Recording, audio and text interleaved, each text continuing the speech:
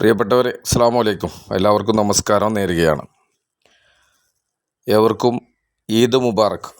നമ്മളെ വളരെ സന്തോഷത്തോടെ ഇവിടെ ഈദ് മുബാറക്ക് ആഘോഷിച്ച് സന്തോഷത്തോടെ നമ്മുടെ കുടുംബത്തോടൊപ്പം കഴിയുമ്പോൾ അങ്ങ് പ്രവാസ ലോകത്ത് മിഡിൽ ഈസ്റ്റിലും മറ്റും കഴിയുന്ന സാധാരണക്കാരായ പ്രവാസികൾ അവർ ദുരിതത്തിലാണ്, ഏറെ ഭീതിയിലാണ് അവർ ജീവിക്കുന്നത്. എത്രയും പെട്ടെന്ന് അതൊക്കെ മാറി, ആ ഭീതിജനകമായ അന്തരീക്ഷം മാറി, യുദ്ധാന്തരീക്ഷത്തിൽ നിന്ന് മാറി അവരുടെ കുടുംബത്തോടൊപ്പം സന്തോഷത്തോടെ കഴിയാനും അതോടൊപ്പം തന്നെ അവരുടെ ജീവിതത്തിൽ സന്തോഷം ലഭിക്കാനും എത്രയും പെട്ടെന്ന് അള്ളാഹു അതിനുള്ള സൗകര്യം ചെയ്തു കൊടുക്കട്ടെ. എത്രയും പെട്ടെന്ന് ഈ ഭീതി അന്തരീക്ഷം, യുദ്ധാന്തരീക്ഷം മാറി സാധാരണ നിലയിലേക്ക് എത്താൻ അവർക്കൊക്കെ അള്ളാഹു തൗഫീഖ് നൽകട്ടെ. എല്ലാ പ്രവാസികൾക്കും അവരുടെ സന്തോഷമാണ് നമുക്ക് വലുത്.